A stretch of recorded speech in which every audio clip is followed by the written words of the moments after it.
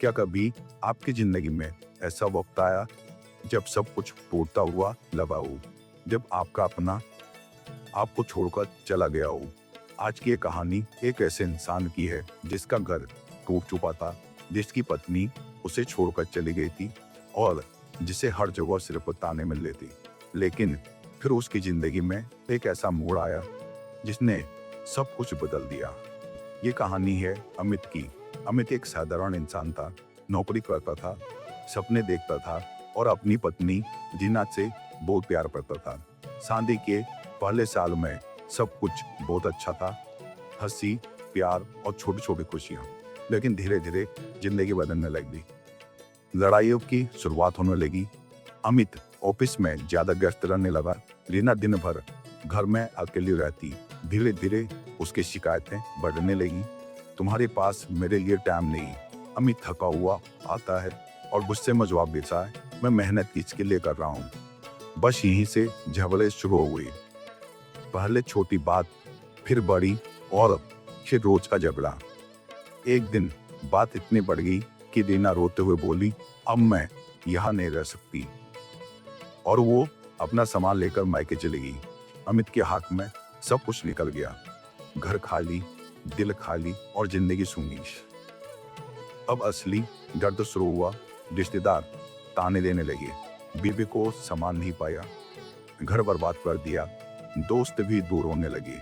रात को अमित अकेले बैठा, फोन हाथ में लेकर सोचता, काश वो वापस आ जाए, लेकिन हर दिन खाली गुजरता।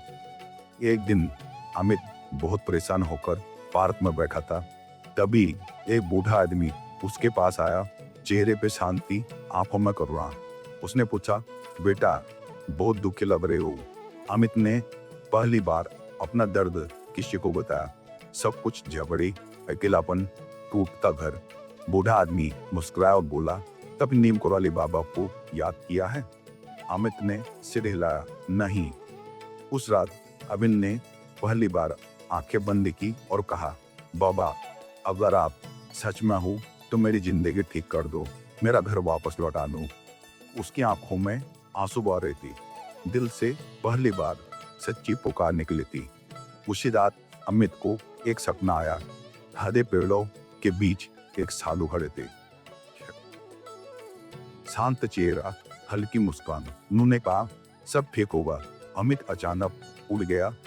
दिल तेज धड़क रहा था, लेकिन अंदर एक अजीब सी शांति थी। अगली सुबह अचानक फोन बजा, रीना कॉलिंग। अमित के हाथ कांपने लगे। हेलो, रीना की धीमी आवाज आई, कैसे हो? बस 2 शब्द, लेकिन अमित के लिए ये चमत्कार था। उस दिन से अमित बदलने लगा, गुस्सा कम पड़ गया, अपनी गलतियां समझने लगा। अमित को पता चला रीना की दूसरी शादी की बात चल रही है। उसका दिल टूट गया, लेकिन इस बार उसने हार नहीं मानी। अगर बाबा ने साथ दिया तो आगे भी देंगे। उसी रात रीना को भी एक सपना आया।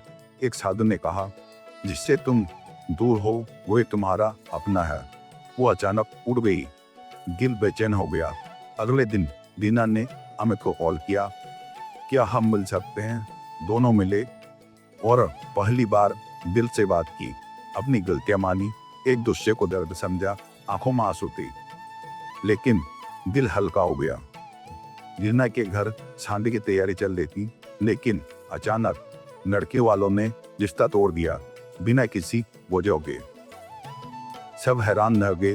रीना समझ गई, ये बाबा की कृपा है। अमित हिम्मत करके रीना के घर गया। सबके सामने अपनी गलती मानी। उसकी सच्चाई देखकर घर वाले मान गए। रीना वापस आ गई। अब सब कुछ बदल चुका था। प्यार वापस आ गया, झगड़े खत्म हो गए, समझ बढ़ गई। कुछ महीनों बाद एक खुशखबरी आई, रीना मां बनने वाली थी। अमित की आंखों में आंसू आ गए। अमित ने एक दिन कहा, जब सब खत्म होने लग रहा था तभी असली शुरुआत हुई थी। अगर आपकी जिंदगी में सब कुछ टूट रहा है तो एक बार सच्चे दिल से याद करिए नीम करौली बाबा को, क्योंकि उनकी कृपा जब आती है तो टूटा हुआ दिल फिर से जुड़ जाता है। जय नीम करौली महाराज।